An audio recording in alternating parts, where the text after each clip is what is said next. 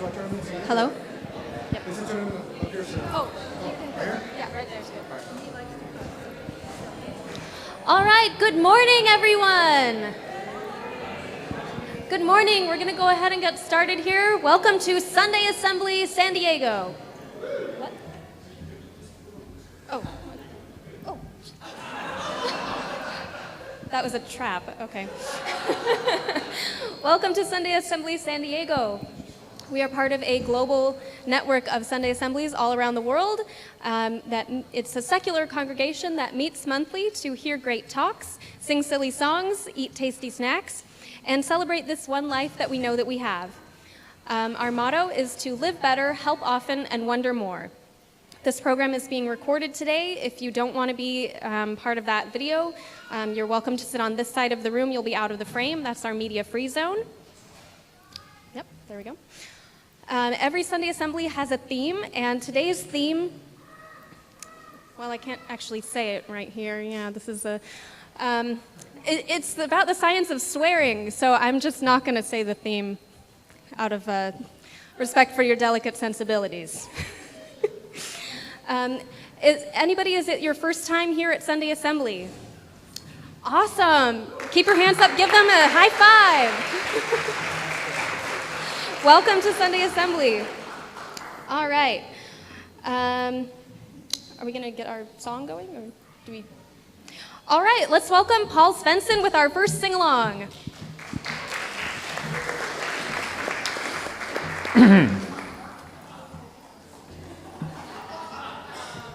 Okay, so I did a bad thing.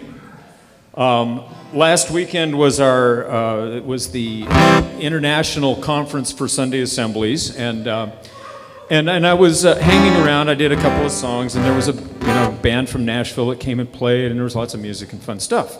And there were some conversations about singing in assemblies, and some people were saying, nobody sings at our thing. Listen, I don't know what's wrong with you guys. Because our people sing like crazy. Sorry, I'm tuning up some new sound equipment, so if we have a little noisy thing, I'm going to fix it real quickly here, one way or another. Anyway, so I started bragging on you guys a little bit. Even if you're here for the first time, you were part of the braggadocio. And I bragged on you, and I said, well, our group, we can sing anything. And then we started thinking about, is there a challenge for that kind of a statement? And I offer you the following Tom Lehrer song. With apologies to Gilbert and Sullivan. Now, we're going to sing it slowly. Has anybody ever heard Tom Lehrer do this? Did you ever hear the Gilmore Girls episode where the girls all sang there? I thought if 8th grade girls in a bus could sing it, we could do it. And also the Big Bang Theory where Sheldon sang it. Yeah, he said that was the most horrifying episode he ever recorded of that show. Was having to do that. I will sing it for you and then we will try it together very slowly. There's antimony, arsenic, aluminum, selenium, and hydrogen and oxygen and nitrogen and rhenium, nickel, neodymium, neptunium, germanium, and iron, americium, ruthenium, uranium, europium, zirconium, lutetium, vanadium, lanthanum, and osmium, and densitine, and radium, golden I can get it. Golden protactinium, and iridium, and gallium, and iodine, and thulium, and thallium. There's yttrium, and yttrium, and acetinium, and rhenium, and boron, gadolinium, and iridium, strontium, and silicon, and silver, and samarium, and bismuth, bromine, lithium, beryllium, and barium.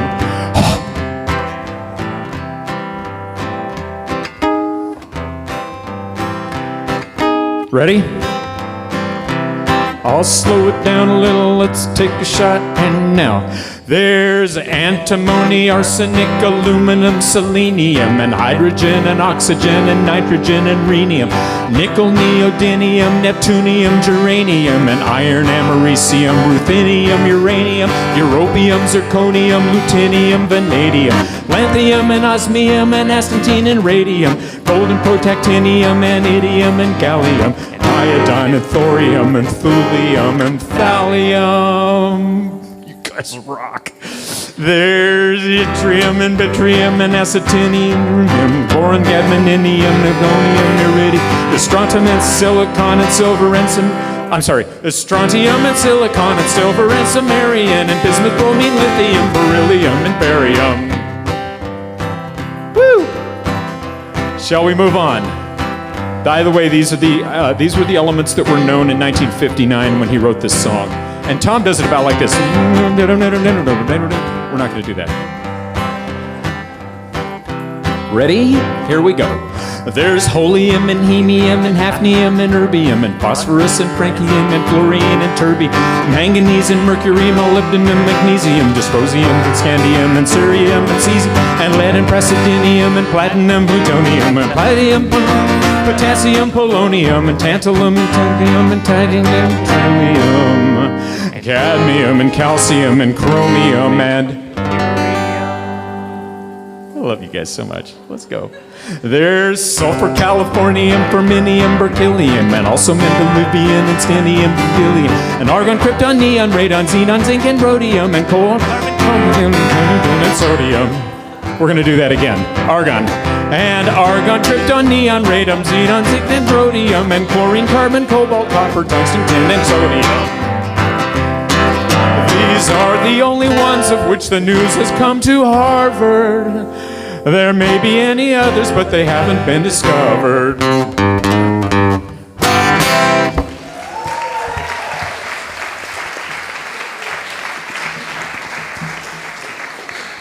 And now I can tell them we sang that song.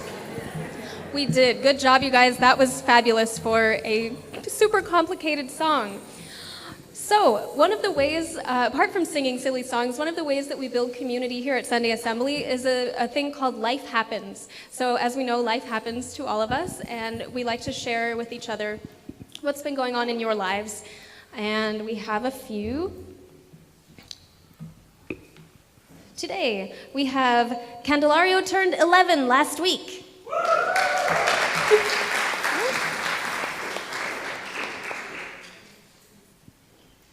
No comment. Not sure life is occurring right there, okay. All right, it is the 15th wedding anniversary for Claudia and Blair, and Alexander and Jeff are here today to celebrate together.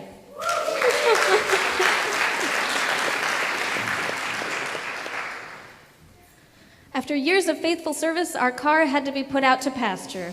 Our shiny new Forester has a system called Eyesight that is well on the way to self-driving technology. It's pretty cool. That's Amy.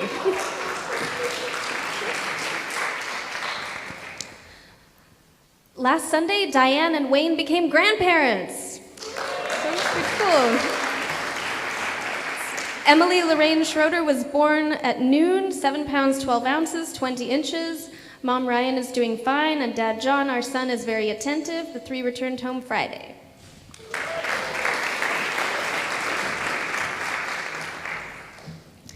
So all good there. And now we are going to have our reading, which is various poems by Ogden Nash, read by all y'all that happen to have a number. If you have a number to read part of a poem, please come up and stand on your number. We've got Post-its on the floor right here.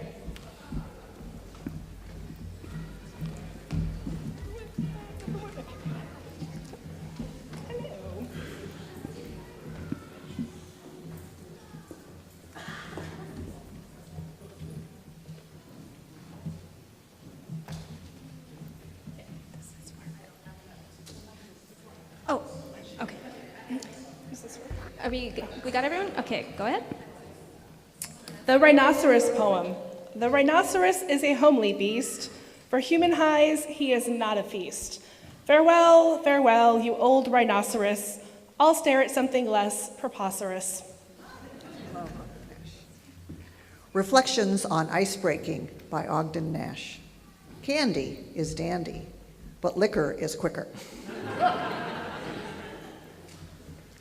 Celery. Celery raw develops the jaw, but celery stewed is more quietly chewed. I test my bath before I sit, and I'm always moved to wonderment. That what chills the finger not a bit is so frigid upon the fundament. A bit of talcum is always welcome. The eel. I don't mind eels except as meals.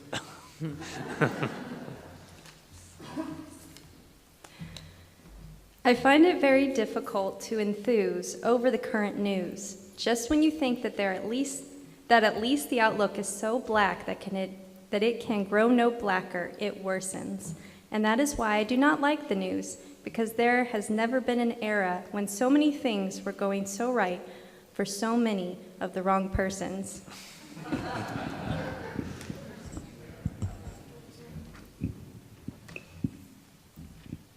The panther. The panther is like a leopard, except it hasn't been peppered. Should you behold a panther crouch, prepare to say, ouch. Better yet, if called by a panther, don't answer.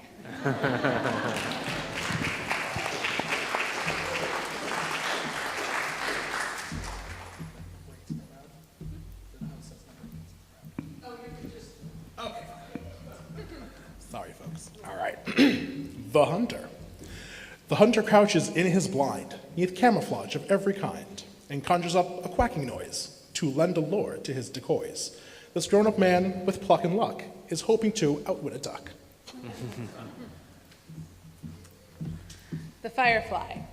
The firefly's flame is something for which science has no name. I can think of nothing eerier than flying around with an unidentified glow on a person's posterior. The abominable snowman. I've never seen an abominable snowman. I'm hoping not to see one. I'm also hoping, if I do, that it be a wee one.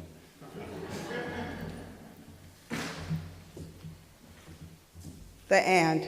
The ant has made herself illustrious by the constant industrious. So what would you be calm and placid if you were full of formic acid?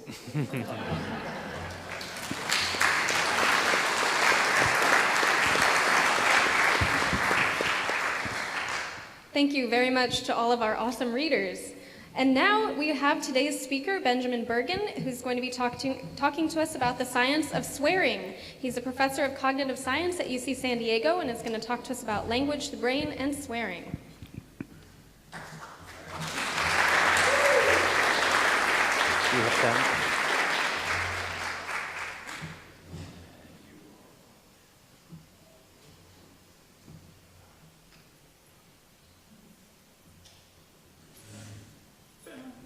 There we have it.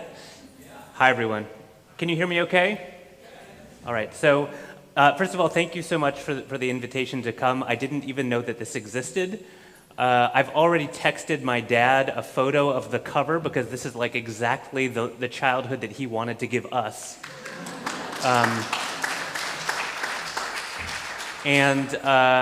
So I'm just real pleased to be here. Now, first caveat, I'm not going to be saying lots of bad words. Sorry. I'll leave that to your imaginations. Instead, I'm going to be talking about profanity because I think it's a really interesting topic of scientific research. And to say those words together, profanity and scientific research, seems kind of confusing to many people. And that's in large part because there's been very little scientific study of the dirty parts of language. And there are lots of reasons for that. We have taboos about these words, and so there are taboos about studying those words. Maybe if, like me, you work on the taxpayer's dime, you might be slightly concerned that the public might look askance at studying dirty language. But I'd like to present for you today an argument that not only is profanity interesting in its own right and worthy of study, but it also reveals things about how we work as humans, how our brains work, how we got to be as smart as we are over the course of evolution, and what our social lives are like and what they're shaped by that we couldn't possibly learn if we focused only on the clean stuff. So that's my pretense today, and let's see if I can make good on it. So I'm a cognitive scientist. I study the mind. In particular, I study language and the brain. And I didn't always study profanity. I've studied the full range of things that humans do with language, from exhorting people to do things, how do you command, how do you make inferences, how do you use metaphors and understand them. But recently I started getting interested in how people express their emotions through language. And the first thing that confronted me, of course, was the things that people use to express their strongest emotions, which is profanity. And I started to do a little bit of empirical work to figure out exactly what are the words that people find the strongest in the language. And there's been a little bit of documentation of this previous to our work in my lab. And so I aggregated basically everything that we know about English and the strongest words of the language. And what I discovered was that there are actually 4 main categories of strong words that we find in English. Now, I'm not going to give you the exact words. I'll let you fill in which they are. Instead, each word is just going to be a bubble. So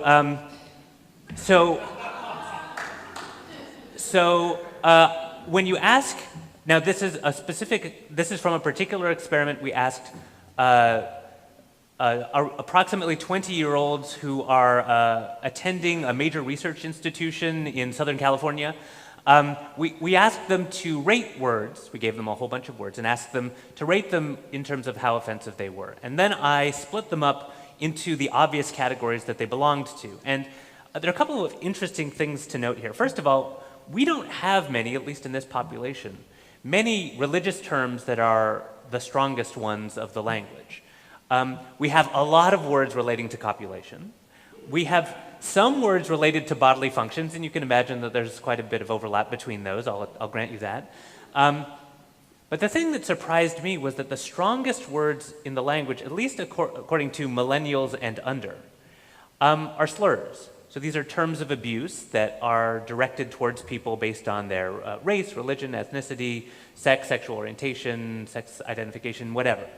And not only are they very numerous, not only do they constitute the very strongest words in the language, but they also, in aggregate, form the strongest collection of words in the language. You can see those bars that indicate the averages. The bar is much higher for the slurs than it is for anything else. And in fact, when I started to survey across the world's languages, what I found was that these same 4 categories of words tend to contribute the bulk of the profanity, not just in English, but in Chinese, and in Russian, and in Samoan, and in name your favorite language.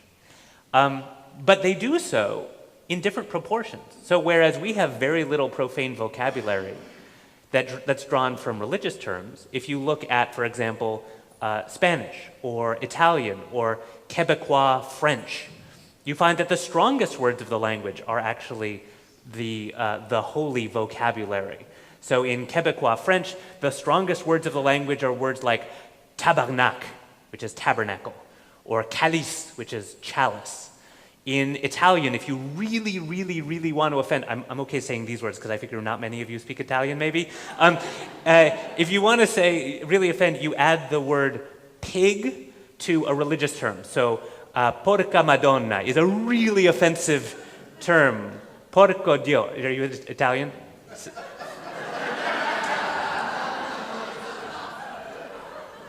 Mi scusi.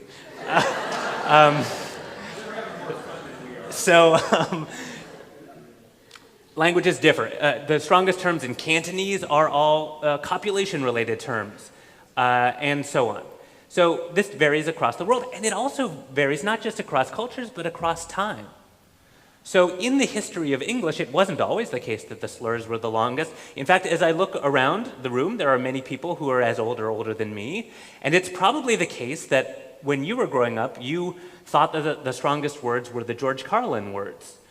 The words you can't see on television, the ones related to copulation and bodily functions, and that's been true for about 2 centuries, since Victorian attitudes oriented us towards taboos about sexuality and but they were not always the case. 300 years ago, 400 years ago, in the time of Shakespeare, The words related to copulation were not the strongest words. It was words related to religion. And although those words have fallen out of favor, we don't say zounds or gadzooks anymore. That's God's wounds and God's eyes, respectively. We used to have a large body of profane vocabulary that was drawn from religious terminology. The culture, to a certain degree, dictates what's taboo, and what's taboo tells us which words we don't want to say. Now, beyond, of course, these sources in the taboos that we have about the real world, there have to be some other features that make particular words offensive to us and not others. So you can imagine there are lots of words about bodily functions that are perfectly acceptable to say. For example, to your doctor or to your 3-year-old. So when I talk to my 3-year-old, I have lots of ways to talk about bodily functions because that's one of the main things that we talk about. And none of those are profanity. So what is it that makes certain words judged to be offensive and others not when they come from these particular domains of human experience? Well, one thing that you might think is, well, it's just about the number of letters, right? It's the 4-letter words. And so I looked at that too. So statistically speaking, are 4-letter words more likely to be profane than you'd expect by chance in the language? And so here's what you see is the lengths of all words in English. So the gray bars, I'll interpret for you. The gray bars show the whole language, normed to a lexicon of the size of the profanity in the language. And then you have the number of letters in each word. So there are like 2 1-letter words in English, like and I, and maybe that's it. And you have lots of 3 and 4 and 5 and 6-letter words. But the profanity, which is in the dark bars, shows this huge peak right around 4 letters. More than twice as many profane words that are 4 letters long as you'd expect based on the language as a whole. But don't stop there. There's also something else going on, which is that there are more 3 and 5-letter words that are profane than you'd expect by chance. See those 3 and 5-letter bars, those black bars, a little bit bigger than you'd expect by chance, and why is that? Well, it has to do with not how the words are spelled, but how the words are sound. How the words sound. I mean, think about it. These words have been profane since, for the large part, since most English speakers didn't know how to read or write. These words are profane even if you're 4. So there must be something about sound that plays a role here. So let's take a little deviation into how words sound. Now, English has 2 different ways that it likes to structure syllables, like every language, almost every language does. It likes to have either consonants at the end, pa, ta, ka, and so on, or no consonants at the end, and that makes a big difference for lots of things in linguistics that we won't talk about. But it makes a difference as well for profanity, because as you'll note, so-called open syllables, syllables that end with a vowel, like see and spy and rue, differ in how they feel to us from words that are so-called closed, ones that end with a consonant, like sass and spit and runt. In fact, if you look at the profane words of English, the ones that have 1 syllable specifically, you find that nearly every single one falls into the class on your right, has a consonant at the end. And you can think about not only 4-letter words, but 3 and 5-letter words that are profane words in the language. They almost, to a word, end with consonants. There are about 5 exceptions. And they're things like the words that we would use around kids. So P doesn't end with a consonant. Notice it doesn't sound very offensive. Okay, so it may be that it's actually something having to do not just with where the words come from. They come to us from these taboo domains of experience, copulation, bodily functions, groups of other people, which we have lots of taboos about. But also, it's something having to do with the way that they sound. Now, this isn't just something about your language. This is something that you're carrying around in your head all the time. The way that I know that, well, to a first approximation, the way that I know that is that when people make up new words, new taboo words, they follow this same pattern. So if, for example, you watch science fiction, you'll see lots of profane vocabulary that's made up. So Battlestar Galactica has frack. Farscape has Frel. Dothraki has all kinds of things that I can't pronounce. But they all end with consonants. And so why is it that when people are creating profane words, they follow this same pattern? Maybe it's because they think that the effect will be that people listening to those words will think, oh, that was a bad word. So I did a little experiment that was kind of like that, where I made up a bunch of new words that aren't words of English but sound like they could be. And I manipulated how many consonants they had, and I asked people how profane would this be if it were a word of English. And what you see, so I made up words like dee and deeve and skoo and skoom, and these are not words. And yet people found it perfectly reasonable to answer the question, how profane would this word be? And what you see is globally that words with more consonants, that is the 2 bars on the right, and words with more consonants at the end, that is the 2 dark bars, were judged to be more profane than the words with fewer consonants. So this is a thing that you actually bring to bear on language. You know something about how words distribute in English. You know that words that happen to sound this way are likely to be profane. So, you can use this practically, right? If you want to make up new offensive language, you want it to sound right? To be effective, you can use this. Okay, so what does it, so quickly to sum up, this was the first part. I just wanted to give you an introduction to what do we know about profanity, what are those words, and then I'll get into the kind of the brain science. So to sum up, I wanted to tell you one other thing before I sum up, sorry. This really is a set of cultural beliefs, this thing about profanity. There are languages that vary systematically and cultures that vary a lot in how offensive they think profane words are and whether they even have profane words at all. So on one end you have places like France, where the strongest words of the language you could very easily say in front of a room of children or on the 8 o'clock news or as the president of the Republic on the floor of the Senate, which happened in the last term. These are, the strongest language is judged to be bad, but not that bad. Not so bad that you couldn't say it in public.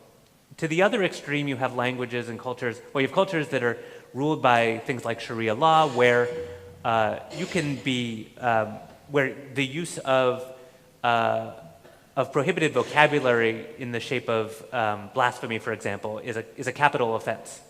So that's the other side. And we're obviously somewhere in between, much closer to France, right? But there are languages and cultures where there just isn't any such thing as profanity at all. Where no one had the idea to say, well, these words are bad. They're bad words. There's something bad about these words. And one such example is ostensibly Japan. So in Japan, you have ways to insult people. Believe me, I've been there. I've inadvertently insulted lots of people by using the wrong honorific forms. Oh, I was supposed to use sama instead of san, excuse me. But there aren't words that are just bad words, words that you wouldn't say in front of your grandmother, for example, or that you wouldn't say in front of kids. So what that means is that, then we're going to get to that. I said there wasn't going to be any profane vocabulary. There's not. I'm talking about the name Dick. So I said that there's variation across cultures. There's also variation across time. And I wanted to give you a little illustration of how languages change over time. Quick survey. How many of you know someone by the name of Dick? Good. Of those people, how many are younger than 55? Okay, why are almost all the Dicks old? That is the question. The reason why you don't know any, young Dicks is, now this is naming data from the Social Security Administration database that I grabbed, and you can find how many people were given a name on their birth certificate as their given name every year, and I plotted all the Dicks against all the Ricks over time. And what you can see is that there was a moment, will this work? Yeah. There was a moment in like 1920 to 1930 that was, if you will, peak Dick, during which about 800 baby boys per year were given on their birth certificate the given name Dick. And that quickly, Dick quickly fell off. And to the point where by 1980, there were zero babies named Dick in the United States per year, 0. And that's continued through the present. Yet Rick, there are still some Ricks. And this corresponds to nickname data too. And so the question is what happened? Well, what happened was language change. Right? We get fixated on the language that we grew up with. We believe that the words that are the strong words when we grow up learning them are and will be forever and forever, have been the way that they are, and that's not true. What happened in the case of Dick was that Dick came to be used for a totally different function. It actually was used to describe the hilt or the handle of a riding crop in military usage around the turn of the century, the handle of a riding crop, and then was extended in military slang to describe something that maybe looked a little bit like the handle of a riding crop. And that entered into the general public's vocabulary sometime starting in the 1930s or 1940s. At that point, people who had the name Dick or who were thinking about naming their children Dick probably had to think twice, because now there was this other use that the word was being put to, and maybe they decided they were slightly less likely to use that particular name. So this is just something that happened over time. Now, we can still take a snapshot of that moment, right around in the 1950s, 1960s, where younger people already knew this second use for the word and were avoiding it. Older people might not have been so aware of it. And you might remember that at this time, there was a presidential candidate who swept to office, who had the name Dick, who was swept to office on a wave of youth sentiment, that he was the president of the Young Republicans of America and so on. And his young supporters made a cheeky little lapel pin that this is real, this is for realsies, that the old people wouldn't get, but that played on the double meaning that was emerging for this particular word at that time.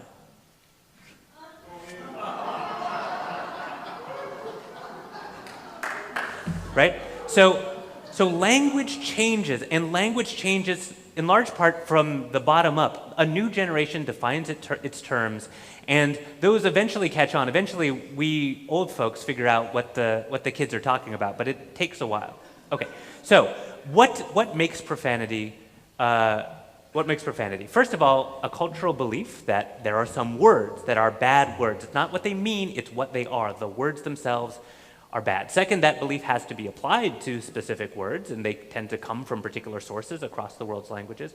And they may pattern together in sound. But of course, for children to be enculturated into these beliefs, we have to teach them that the words are bad too, right? And there's a whole set of practices that we license or that we actively engage in that suppress these words through punishment, through chastising the kids or other people, through censorship, that reinforce those norms and place them into the minds of children at a point where they are most susceptible to learning those sorts of things. Okay, now I quickly wanted to give you some insight into how we can leverage profanity, not just by itself, but to understand things about how the brain works, because that's what I really care about. So you may have noticed by listening to me that people make lots of mistakes while they're talking. Language is full of errors, and it's been believed for a long time that errors may reflect unconscious thought. And there was a belief for a long time that when people make errors, they're more likely to make errors that are related to the things that they're thinking, especially taboo topics, than about other things. And there's lots of examples of this. I'm going to show you just a little video of someone making a mistake. That's the type of thing that people point to when they It's a sausage competition that I judge. Oh, in like sausage eating? Yeah. Oh, yeah. King of the Kubasa and local sausage makers, they all make their best and they enter it. I bet it's delicious. It is. It's February 9th, 7 p.m. at Prairie Land Park. Tickets are only $25. It's for charity, and you can get tickets online at Well, you're thinking about sausage. So. Pick a dick. Oh my goodness. That was ridiculous, wasn't We it? were not drinking wine today. No, we weren't. We weren't. Now we're a really good event. It is King of the Cabasa, so go to pickadick.com. Right. So some researchers have asked, like, is it really more likely that you're going to make errors like this than pick a kick that are not taboo, that don't express potentially suppressed thoughts, right? She is choosing which sausage is the best at the sausage competition. Okay. And so there have been a bunch of studies showing that, okay, now if you give people a situation just like that, you set them up so that they should make an error, and you give them an opportunity to make an error in one of two circumstances. One is a circumstance where the error would produce something like this, which is taboo, and the other would produce something that's neutral, pick a kick, for example. What you find, and there were two studies that did this, and I'll talk about some more recent ones. What you find across the board is that people make more errors in the neutral ones than the taboo ones. That is, Freudian slips are less likely, are less common, all of the other things being equal, which you can do in a controlled experiment. You can make sure that everything else is equal. People are less likely to make a Freudian slip than a non-Freudian slip. And this is an interesting finding to begin with, right? Because it means that we're just paying attention to the Freudian ones, right? The other ones are more common, but it's actually interesting for another reason, which is all other things being equal, which they are here, you would expect the rates to be the same. So if people are making fewer taboo errors, that means they must be stopping themselves somehow. There must be an internal monitoring mechanism that you have that's predicting what's going to come out of your mouth before you say it, and that's putting on the brakes in those cases where it might be most socially disadvantageous to make that mistake.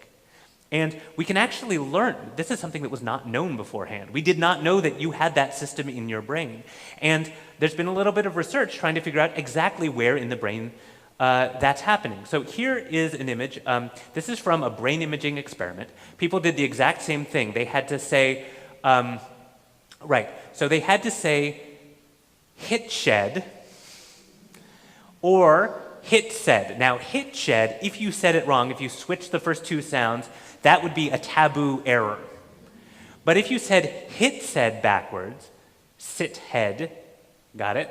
That is a neutral error. That's not a problem, right? Now we know that people make more of the neutral errors than the taboo errors. Now how is their brain stopping the system from making that error? Well, what people in this experiment did was they were slid into a brain imaging device, and they had to not make errors as best they could. And the researchers looked at what part of the brain was most active when people were avoiding making these errors as opposed to avoiding making these errors. So what part of the brain is the brakes? And it turns out that it's this part right here. What part is that? It's a spot called the right inferior frontal gyrus, and we know what the right inferior frontal gyrus does. It's the part that's involved in inhibitory control. So you are about to step into the street, and then all of a sudden you see a bus crossing. You stop. Right inferior frontal gyrus. So the part of the brain that's involved not just in language, but in stopping everything that you need to immediately stop is engaged when you are avoiding making a taboo speech error, even if you're not conscious that that error was ever in play. So there's an inhibitory control mechanism that operates on a prediction of what you're going to say. So you're censoring yourself. That's the lesson. Your brain is censoring what comes out of your mouth on a millisecond by millisecond basis without you ever being aware of it. Here's a second thing that we learn about the brain from profanity. If you took a cognitive psychology class or even a basic psychology class, maybe even a linguistics class in the last, say, 120 years, which I assume would cover everyone here, then you probably learned that there are particular parts of the brain that are responsible for language. In particular, you probably learned, if you learned anything, that language is generated on the left hemisphere of the brain, right? People are left lateralized for language, right? That's why we say that people who are right-handed are artistic, and right-brained are artistic. People who are left-brained are linguistic. That's mostly hogwash. But in any case, there are language centers that tend to be on the left side of most people's brains, and they have names like Broca's area and Wernicke's area. We know about these because when they're damaged, people have trouble with language. So So many of you have probably had either relatives or friends who have had aphasia. Aphasia is a language disorder or a suite of language disorders that are caused by damage to the brain, oftentimes accompanying stroke or traumatic brain injury, sometimes with Alzheimer's or dementia. There are various different causes, but usually it's when these parts of the brain on the left hemisphere, Broca's area or Wernicke's area, are damaged, then people have trouble with language, and that's how we know that that part of the brain tissue plays some role in language. In particular, when people have damage to Broca's area, they have trouble saying words, articulating them, putting them together. Okay, that's what we know. However, there's actually more to the brain than just that when it comes to producing language. And we know this, actually should have known this for like 150 years, but people have mostly ignored it because it comes from profanity. This is the founder of neurolinguistics that no one knows about. His name is Jacques Lordat. He was a physician and a professor. He lived in Montpellier, France, and in the early 19th century. And he suffered a stroke. The stroke hit his Broca's area in the left hemisphere of his brain, and he stopped being able to produce words. But he recovered, fortunately, and turned his career to studying people who, like him, had lost language due to brain damage. His most famous patient was a parish priest, a man of the cloth, who, like Lordat, had suffered brain damage to Broca's area. He lost all of language except for 2 words. There were only 2 words that he could say. The first word was the French word je, which just means I, and the second word was, this is my translation from the French, the most forceful oath of the tongue which begins with an F and which our dictionaries have never dared to print. Their F word starts with the same letter as ours. And this raises huge questions, right? How can a man, first of all a parish priest, but okay, how can a man who suffers apparently complete damage to his language centers, with the exception of now of 2 words, still articulate profanity? How could that possibly be? Well, it must be that there's a different part of the brain that does profanity. So what is that part of the brain? Well, we can start to find some of the answers by looking at more recent patients where we know more of the details of what happened in their brain. So I present to you the case of patient EC. Patient EC had a large tumor over the frontal lobe of his left hemisphere, over the motor parts of the brain. And it was big. This is in the 1950s, and it was determined that the lesion, that the tumor rather, needed to be removed. And so he went in for surgery. The tumor was removed, but it was later determined to be malignant and spreading. And as a result, he, along with his doctor, decided that the only course of action was a radical left hemispherectomy. And that means the complete removal of the left half of his brain. They take out the entire left half of his brain, he's left with only half.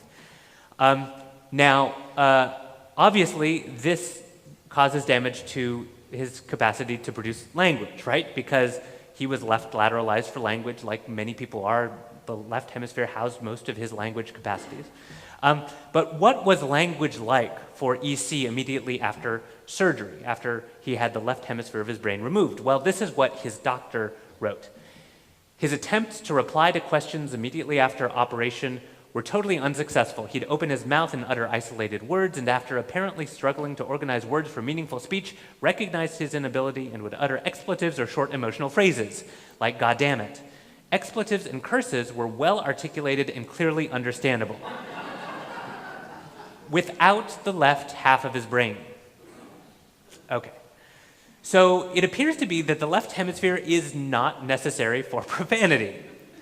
So then what is it? If it's not those special language centers that we know have evolved over the course of millennia, in humans specifically, we don't share with any other animal. If it's not that, then what is it? Well, what we would need to find to triangulate on exactly where that spot is something that's kind of the opposite of Lordat's priest. You'll recall that Lordat's priest lost all of language due to brain insult, but preserved profanity. So we need to find someone who's the opposite, who preserves all of language but loses profanity. And if we can find the part of their brain that's damaged, that would be the bit. That's the bit that you need. That's the bit that's necessary for profanity. And I've scoured the medical case literature, and I found one such case. So we don't want to jump to conclusions from just this one. If you know of any others, please let me know. This is a case of a French-Hebrew bilingual man aged 73. Like many French and Hebrew speakers, he used a lot of profanity. Before his stroke, he suffered a stroke. It caused damage to a particular part of his brain, and this was the symptomology as described by his doctor. All of language was preserved, but he could not provide the correct expletive for situations described to him, nor could he complete a curse. So, where is the damage to this patient's brain? The damage to this patient's brain that houses spontaneous, reactive, reflexive, emotional production of the strongest language in the lexicon is the basal ganglia. The basal ganglia, what the hell's the basal ganglia. The basal ganglia is a system of the brain, a bunch of related systems actually. It's part of the limbic system, which controls human emotion and regulates action on the basis of emotion. So if you have some strong emotional experience, say you read in the paper that the Chargers are leaving San Diego. Now that might be a positive or a negative experience for you, but it's a strong emotional you have a strong emotional experience and you want to express that in some way, whether it's through, pounding your fist or slamming a door or screeching or using a word. The basal ganglia is the system that selects the right action on the basis of your emotional experience. That is a system that's evolutionarily old, that we share with other primates, that we share with other mammals. I mean, rats, mice have a basal ganglia that's very similar to ours. A system that's involved in the regulation of action on the basis of emotion, that's the system that we use to spontaneously swear, not the evolutionarily new, cortical, abstract, uniquely human system that runs the rest of language. Now, we have other evidence that converges on the same conclusion. There are other people who have trouble controlling profanity. In their case, they have trouble not saying it, right?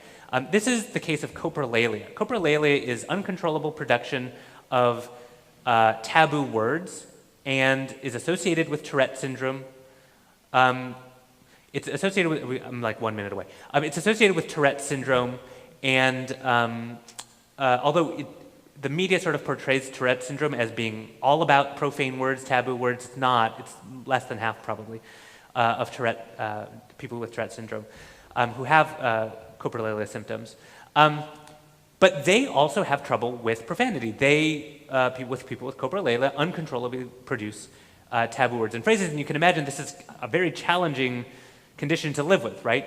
You go out in public, you want to pick up your kid from kindergarten, there are lots of sort of social consequences for this inability. And for our purposes, we want to know what's going on in Tourette syndrome within the brain. And it turns out that the part of the brain that's different in people with Tourette syndrome is indeed the basal ganglia. So there's lots of evidence that the basal ganglia is responsible for spontaneous, hot, emotional production of language. Okay, so the brain actually has two systems for making words come out. You have the one that's rational, intentional, productive, reflective, evolutionarily new, uniquely human, abstract, rational. That's the part that we all knew about. But profanity tells us that there's actually another system, that we are very much like other animals in that we have ways to vocalize strong emotions. When your dog yelps because she's so excited that you're home, what's driving that vocalization? The basal ganglia. So we, like dogs, like your cat, well, I actually don't know about cats, they're kind of weird. But like your dog, like mice, when you express emotions using vocalization, whether it's through a screech or through profane words, you are using a millions of year old system for communicating your emotional experiences to other conspecifics, to other members of your species. You happen to do it in English or French or German, not in Japanese. You happen to do it in a particular language. That makes you different from your dog who doesn't swear in English. But still, you're using an evolutionarily old system.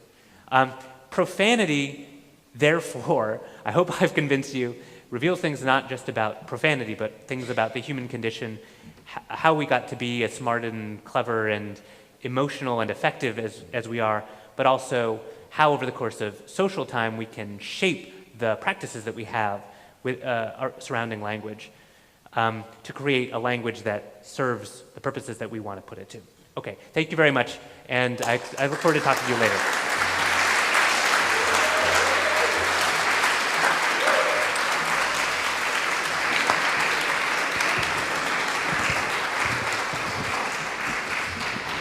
All right, thank you so much, Ben. That was a really, really interesting talk. And now we are going to welcome Paul back up to the stage for the Almost Swearing Medley. Some of you may remember the time when they would have songs would get edited on the radio, as opposed to now, when songs aren't edited, they just put a little E right next to it when you download it. I remember as a kid, I was a big fan of folk music, and the Kingston Trio did Greenback Dollar, and it said, I don't give a damn about a greenback dollar. And so on the radio it would go, I don't give a boop about a greenback. I thought, oh, that is the stupidest thing I've ever seen. Why don't y'all stand up and we'll just sing this thing. I have a sad story to tell you. May hurt your feelings a bit. Last night when I walked in my bathroom, I stepped in a big pile of shaving cream. Be nice and clean, shave every day and you'll always look keen. I think I'll break up with my girlfriend. Her antics are strange, I'll admit. Each time I say, darling, I love you, she tells me that I'm full of shaving cream. Be nice and clean, shave every day and you'll always look keen. An old fella died in his bathtub. He died of a terrible fit. In order to fulfill his wishes, he was buried in 6 feet of shaving cream. Be nice and clean, shave every day and you'll always look keen. It sounds pretty good, but some of you aren't joining in.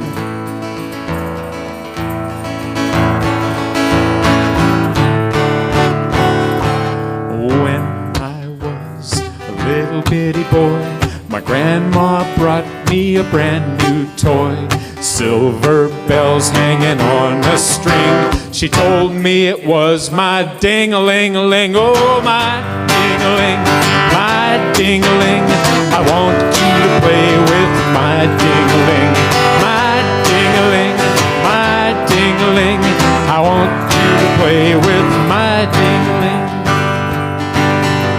Then Mama took me to grammar school, but I stepped off in the vestibule. Every time that bell would ring, catch me playing with my ding-a-ling-a-ling. Well, my ding-a-ling, my ding-a-ling. I want you to play with my ding-a-ling. My ding-a-ling, my ding-a-ling. I want you to play with my ding-a-ling. Oh, once I was climbing a garden wall. I slipped and had me a terrible fall. I fell so hard, I heard bells ring, but I held on to my ding-a-ling-a-ling. Well, my ding-a-ling, my ding-a-ling. I want you to play with my ding-a-ling. My ding-a-ling, everybody sing. I want you to play with my ding-a-ling. If you ever wanted just a little smile, just go watch Chuck Berry doing this. There's a video from him in 1972 it's pretty funny. Oh, this little song, it ain't so bad. cutest little song you ever had. Those of you who will not sing, you must be playing with your own ding-a-ling. My ding-a-ling, my ding-a-ling. I want you to play with my ding-a-ling. My ding-a-ling, my ding-a-ling. I want you to play with my ding-a-ling. I learned this one at YMCA camp when I was like 9. Miss Susie had a steamboat, the steamboat had a bell. Miss Susie went to heaven, the steamboat went to hell. Oh, operator, give me number 9, and if you disconnect me, I'll kick at your behind. The refrigerator was a piece of glass. Miss Susie fell upon it and cut her little. Ask me no more questions, tell me no more lies. The boys are in the bathroom, zipping up their flies. Are in the meadow, the bees are in the park. Miss Susie and her boyfriend are kissing in the dark. It's like a movie, the movie's like a show is like a TV screen. And now, folks, my story has ended. I think that it's time I should quit. If any of you feel offended, stick your head in a bucket of shaving cream. Be nice and clean, shave every day, and you'll always be clean.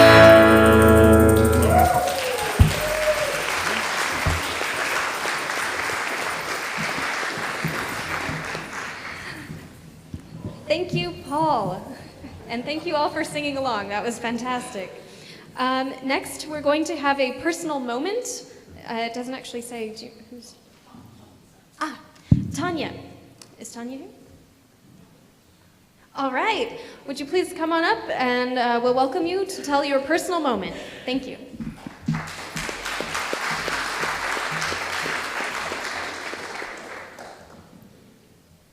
Hi, everyone. My name is Tanya, and I have a special moment to share. I do experience stage fright, so I chose to write it down and have Margot deliver it. Thank you.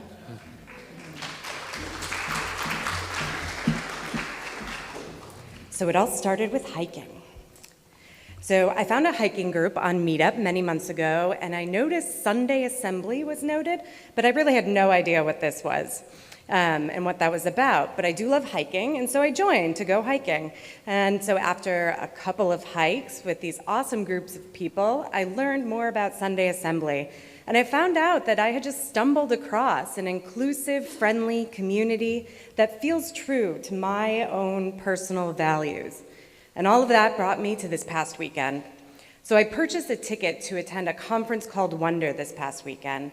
And that certainly brought people together, building community and celebrating life. The experience felt this way to me for sure. There were many special moments that were invigorating and meaningful, and it's challenging to pick just one. But for now, I'll just pick a moment to share. This happened during one of the many marvelous workshops. So there were 4 of us that were grouped together, and we sat in a small circle and faced each other to share and answer this question: what makes life meaningful to you? And this provided an excellent opportunity for everyone to open up, be vulnerable, be real and authentic. And that's what happened. As each person shared their thoughts and feelings, I could see the excitement in their eyes and feel the connection that formed quickly between a group of people who had just met, who lived thousands of miles away apart and had really diverse life journeys. It was sort of like we were old friends sitting around a campfire, giving and receiving our attention, affection, appreciation, and wholehearted acceptance.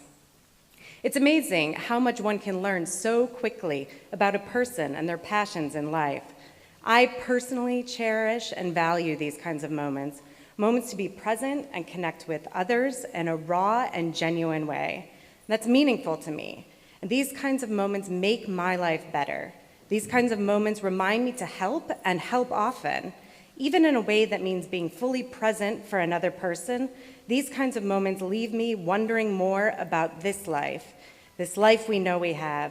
Moments like these move through and touch my heart and feed my mind. I'm wishing for these moments to burn long and steady, like a campfire, wrapping me in warm hugs.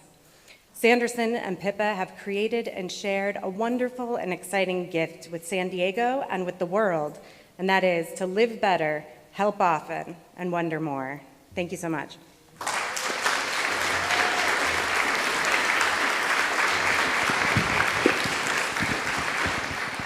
Great. Yeah, thank you for reading that. And Tanya, thank you for sharing that. I'm so glad that you're here and that you're all here today.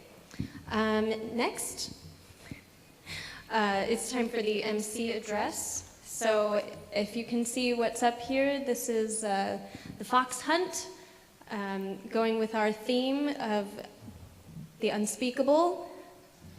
If anyone has heard the famous Oscar Wilde quote describing the fox hunt as the unspeakable in full pursuit of the uneatable, because obviously you're not going to eat the fox, although he was particularly mocking the aristocracy on their fox hunts, and I really feel sorry for the fox. I actually found it really interesting in the speaker's talk today about how what is unspeakable varies from language to language. I have a little more experience with Ireland because I'm from there and I live there from time to time. And that is another language that doesn't really have any specifically bad words. The words themselves are not bad. You can definitely express very creatively that you are upset with things in Gaelic, but I wouldn't point to any specific word and say that is a bad word, like, oh, don't say that. It's more how you say it. And I think that kind of translates into people in Ireland today that speak English and will very happily scatter F-bombs throughout their conversation because they don't think of it as really that bad. There's no shock value. It's just like, how the F are you this morning? Like, yeah, good to see you. Like, that's great. But the actual Irish swearing is a lot more creative in many cases. It's less reliant on those individual swear words and more, Gunnihen catu agus Gunnihen divelin cat, which would be, may the cat eat you and may the devil eat the cat. So it gets a little bit more creative, although some of them are much shorter, like the translations would be things like, leave without returning, fall without rising, which doesn't sound like that horrible to us, like there's no swear word, but that's like, oh, burn. So, may you find the bees but not the honey, that's a good one. But going back to this picture of the fox hunt, I actually found my mom had this postcard of a fox hunt going down this country road, and I was like, why would you keep that? That's a terrible image, the poor fox. And she said, well, what's right out of the frame actually was our house. The hunt used to come past, and she kept it because it had that picture. We used to live in a very out-of-the-way little village about the size of a Vaughn's. Everyone knew each other. There were 3 pubs. Very small village. We haven't lived there for quite a long time, but I was trying to explain to my mother after I went and visited. I went past our old house, actually, a few years ago, and then I was on the phone with my mom saying, like, there's a traffic light on Screen Road now, and she's, no. And you know what else they have in Ratoath now is a Mexican restaurant. Although I will say that what passes for Mexican food there is unspeakable.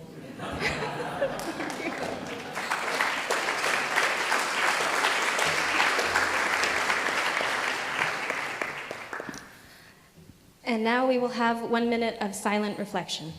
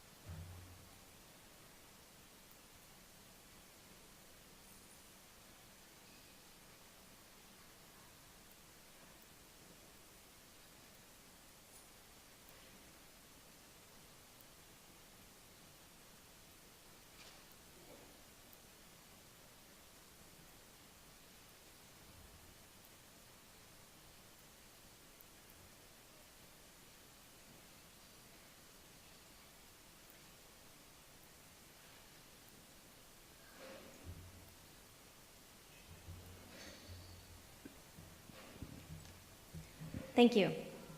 Next, we're going to have some announcements, what's coming up. So if you have an announcement, please make your way up to the front and let us know what's going on.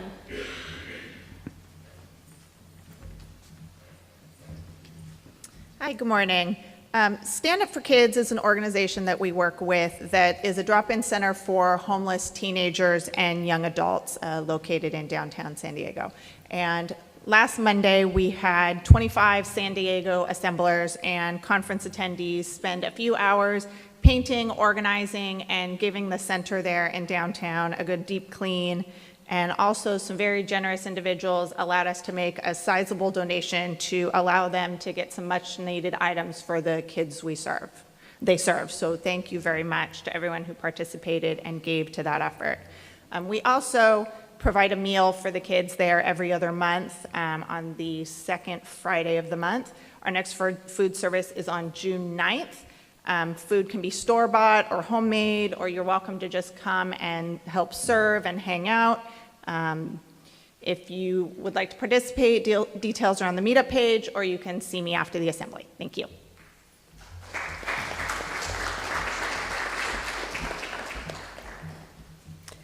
Hi, I'm Maria, and I'm a member of the book club. Our leader isn't here today, so I've been asked to make the announcement. We meet the second Sunday of every month at a nice place in Old Town, and we read books. The book for June is a wonderful autobiography called When Breath Becomes Air. It was written by a neurosurgeon who found out in the last year of his residency that he had metastasized lung cancer. And so as it was obvious that he was not going to make it, he started writing the book. It was finished posthumously by his wife.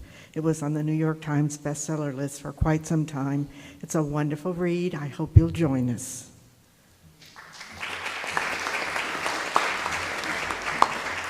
Howdy. On the 17th, this Saturday 17th rather, we're going to be having a celebration for Father's Day and the summer solstice, and we're going to, ring it in with a jam session and bonfire. So come on down to our beach at South Shores by SeaWorld and bring some food, some drink, and your instruments, and we'll rock out.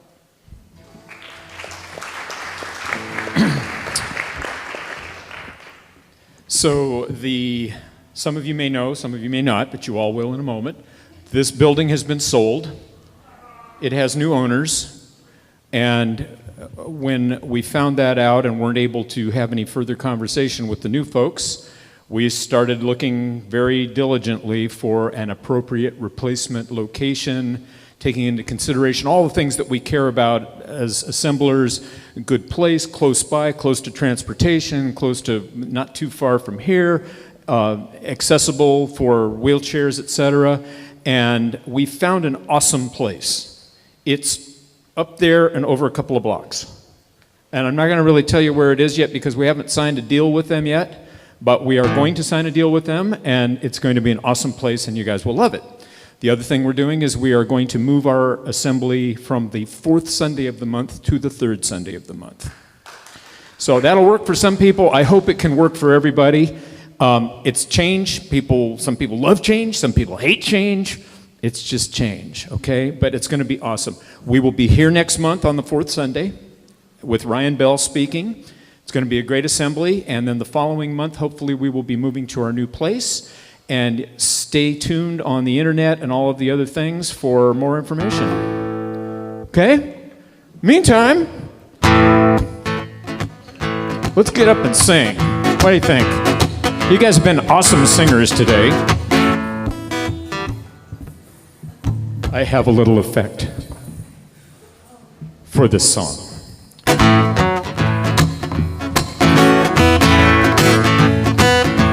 Oh, this thing called love, I just can't handle it. This thing called love, I must get around to it. I ain't ready.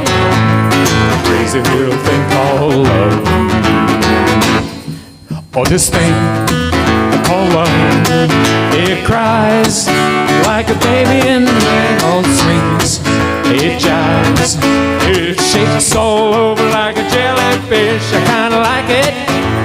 Crazy little thing There goes my baby. She knows how to rock and roll. She drives me crazy. She gives me hot, cold fever and leaves me in a cold, cold sweat. Oh, gotta be cool, relax, or get hit. Get on my track, take back seat, hitchhike. Take a long ride on a motorbike till ready. Come on now. Crazy little thing called love. Again. Crazy little thing called love. And crazy little thing called love. Well, this thing called love, I can't handle it. This thing called love, I must get around to it ready. Crazy little thing called love. Crazy little thing called love. One more time. Crazy little thing called love.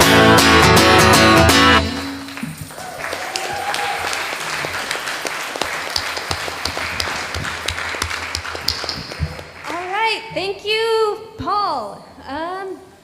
This is the conclusion of the assembly. There's going to be coffee, tea, and snacks in the back, and a few of us will be walking over to Pizzicato, which is only a few blocks from here if you are interested in joining us for lunch. Thank you so much, everyone.